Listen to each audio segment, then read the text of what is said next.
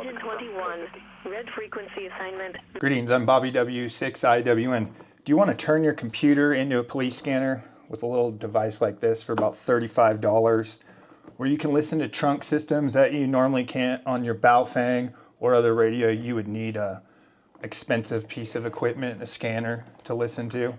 Well, I'm going to show you how you can do just that and do what I'm doing right here. So stand by and we'll jump right to it. Okay, the software I'm using to do this is called Unitrunker version 2. The first thing you're going to want to do is go to Unitrunker and download that. If you just go into Google and you type in Unitrunker, one word, download, you're going to see this right here.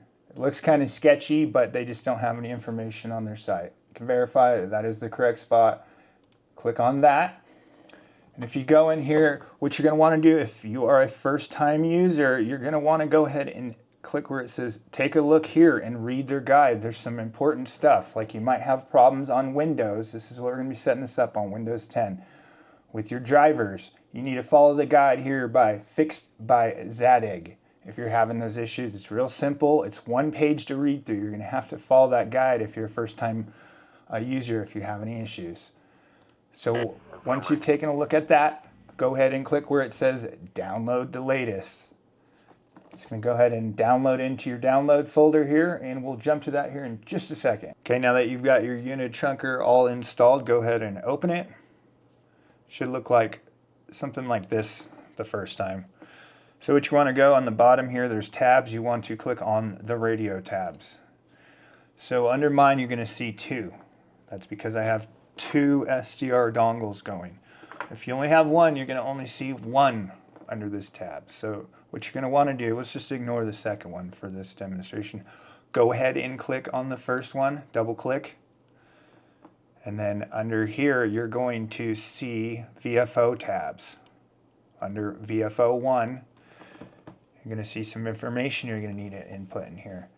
So you're going to need to go to radioreference.com. I highly recommend you get a radio reference account. It's not that much.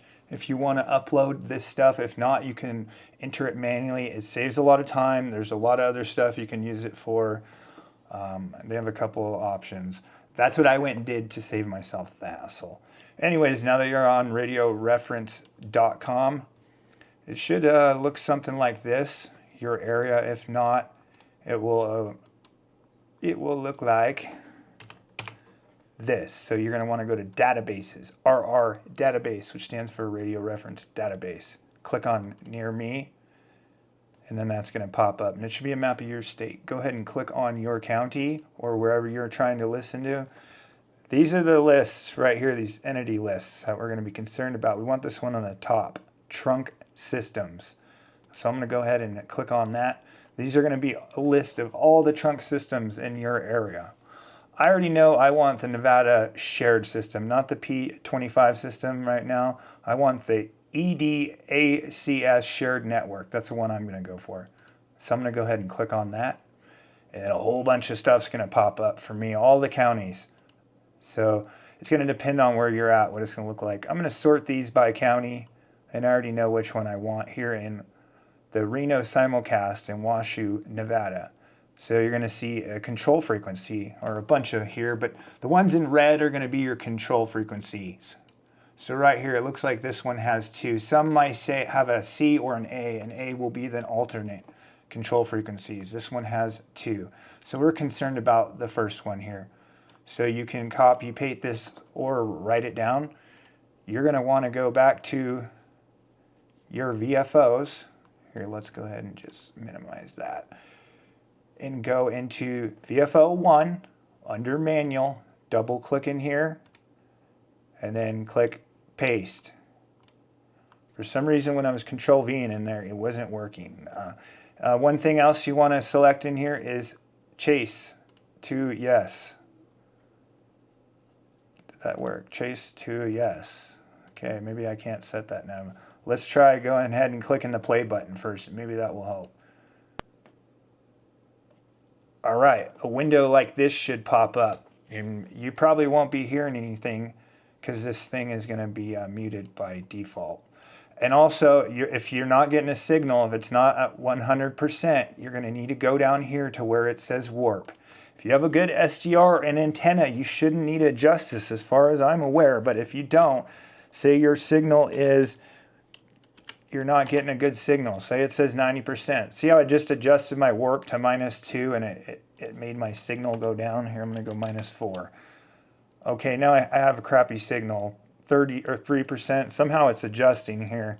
But you would need to do a plus or minus. So a negative would be a minus, a plus would be with no minus. See how when I change it? So I'm going to go ahead and leave my warp to 0. Don't mess with that unless you need to. It shouldn't have to if it's on the right frequency.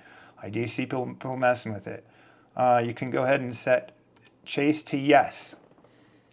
I think that's it for now. So you're not going to hear anything. So under here up top where it shows your signal, you need to adjust your squelch for that. So I put my squelch -40 because it doesn't drop below that. And then mute. Mute is going to be set to yes. You're going to want to go ahead and turn off your mute. And then it should be working. You're going to see stuff going on. You might hear somebody sometimes when it's a control frequency, but you don't hear anybody else because you don't have those frequencies in yet. So just calm down. The next step you're going to want to do here, if you have a radio reference account, click on the download. This is going to save you a lot of trouble. So go ahead and enter your radio reference ID here, your password. The rest of this stuff should automatically be filled out. So that very important, there's going to be an SID number here. You need to go back to radio reference. And unfortunately, oh yeah, it's this one. I need to go to Nevada Shared Systems. It's not up here. Where is that?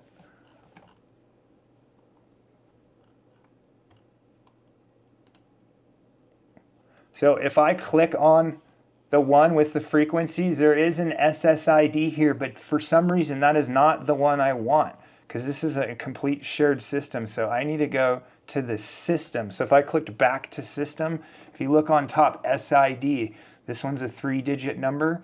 You want to copy that SID. See how it says 706? That's the information that's going to tell it where to download from radio reference. So if you want to go back in to the SSID and copy and paste that. Whoops, I didn't copy it. It is 706. Okay, that's easy. I can just type that in. 706. 706. Click test and it will verify if you have your account right because it will show when it expires. If you have your information set in right, click OK. And then boom, watch this screen.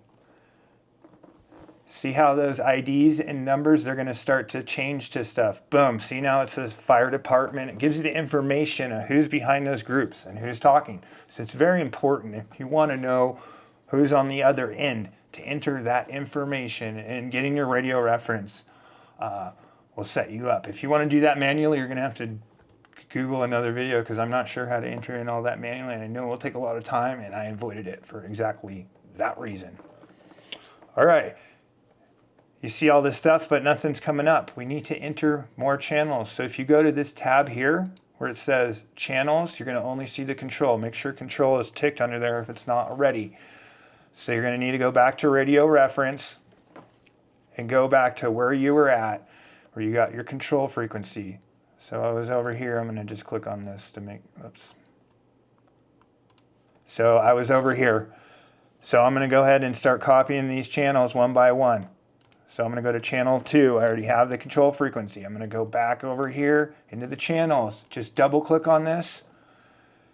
And then go to where it says megahertz. Double click on that. Control V. Okay, it's working now. Enter it.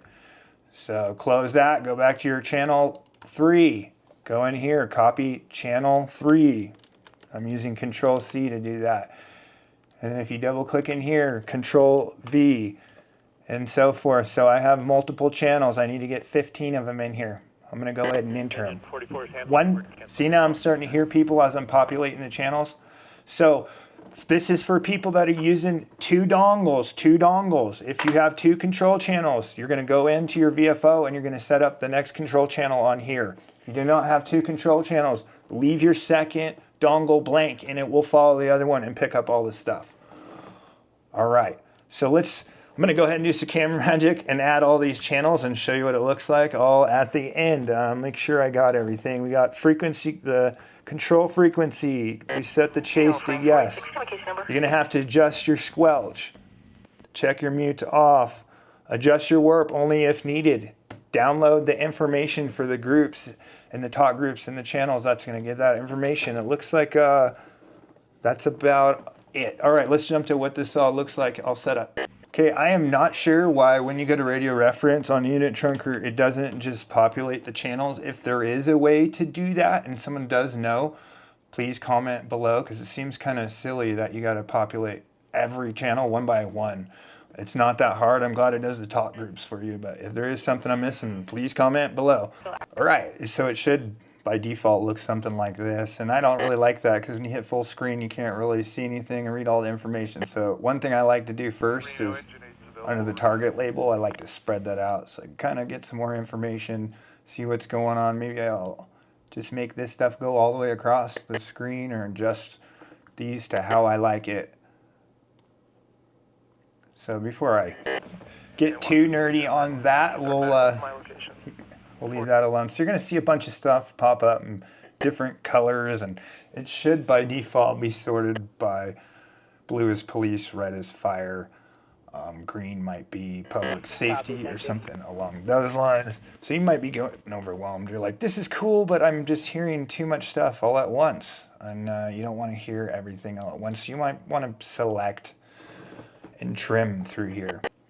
So I have a lot of stuff. This being statewide, I might not want to hear like school bus drivers, kids in juvenile hall that are getting mad because they can't watch a movie, stuff like that. So if you go ahead and double click on something, if you notice there's ranks, and everything by default is going to start with a rank of 50. So we'll do this one for example.